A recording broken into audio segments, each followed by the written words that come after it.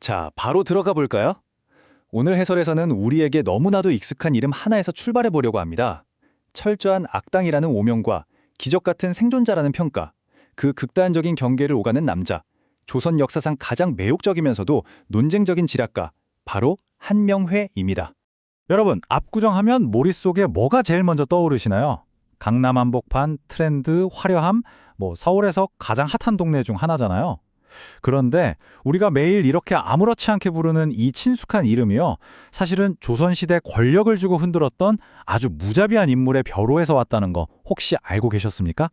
우리가 사극이나 영화를 보면 한명회는 늘 피도 눈물도 없는 잔혹한 악인으로 나오잖아요. 어린 단종을 몰아내고 핏바람을 일으킨 장본인이니까요. 그런데 오늘 우리 스스로에게 이 질문을 한번 던져봤으면 좋겠습니다. 과연 그는 태어날 때부터 피를 탐하는 그런 괴물이었을까요? 아니면 그저 벼랑 끝에서 살아남기 위해 자신의 모든 걸 걸어야만 했던 아주 처절한 생존자였을까요? 자, 그럼 그의 초라했던 첫 시작, 1장, 38세, 그리고 궁지기 시절로 가보겠습니다. 여기서 우리가 진짜 주목해야 할 숫자는 바로 38입니다.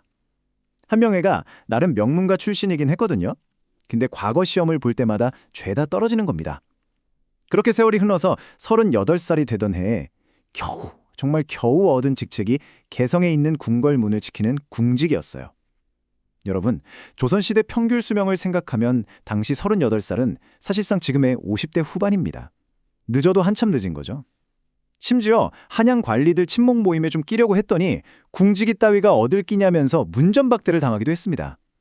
한마디로 철저한 실패자이자 아웃사이더였던 겁니다. 2장, 완벽한 반전. 그런데 말이죠, 여기서 인생을 뒤바꿀 엄청난 만남이 일어납니다. 친구 걸라면 소개로 수양대군을 딱 만나게 되는데요. 수양대군이 이 볼품없는 궁지기를 보고 남긴 아주 짧고 강렬한 한마디가 역사에 남아 있습니다. 그는 나의 장량이로다. 장량이 누군지 아시죠? 한나라 유방을 도와서 천하 통일을 이끌어낸 그 전설적인 천재 책사요. 수양대군은 이 38살의 늦깎이 언더독에게서 단번에 세상을 뒤집을 천재의 번뜩임을 알아본 겁니다. 여기서 진짜 소름 돋는 포인트가 하나 나옵니다. 한명회가 수양대군 격에서 한 가장 중요한 작업, 바로 그 유명한 살생부입니다. 조정 대신들을 쫙 분석해서 우리 편으로 끌어들일 자, 그리고 가차없이 목을 칠 자를 분류한 살벌한 명단이죠. 우리 지금도 정치권이나 회사에서 칼바람 불 때 살생부가 돈다 이런 표현 쓰잖아요. 그 끔찍한 단어를 역사상 최초로 만들어낸 사람이 바로 이 한명회입니다. 진짜 대단하면서도 무서운 인물이죠.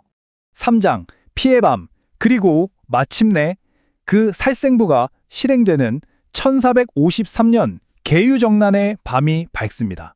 사실 쿠데타라는 게 계획대로만 되지는 않거든요.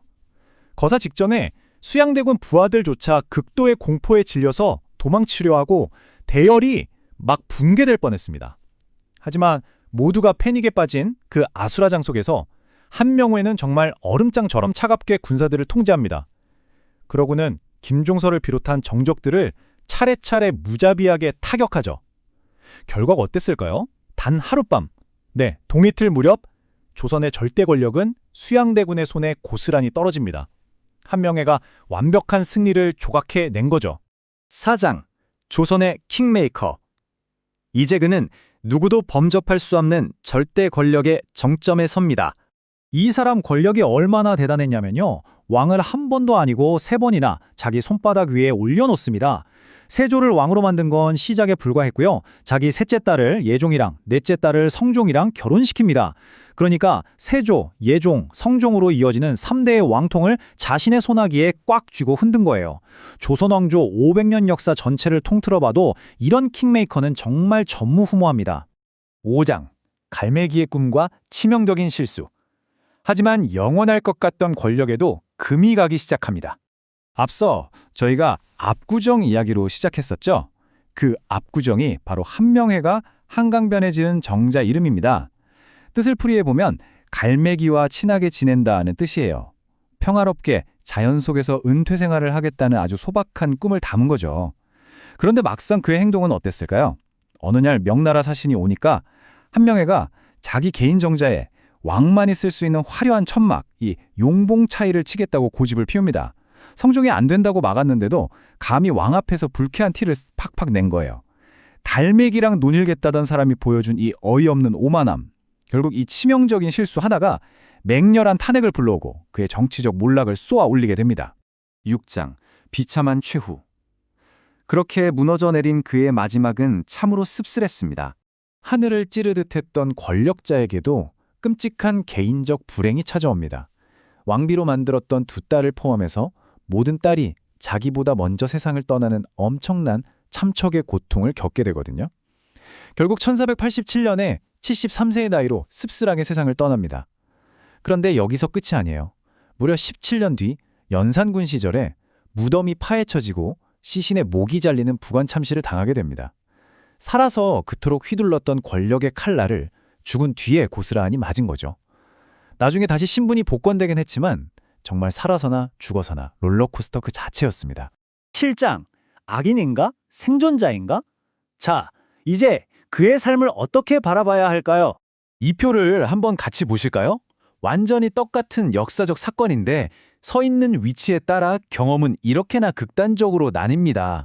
한 명의 그 날카로운 한 수 때문에 정순왕후는 무려 64년을 산속에서 홀로 울며 지내야 했고 어린 경혜공주에게는 18살의 나이에 인생 전체가 박살나는 끔찍한 비극이었습니다.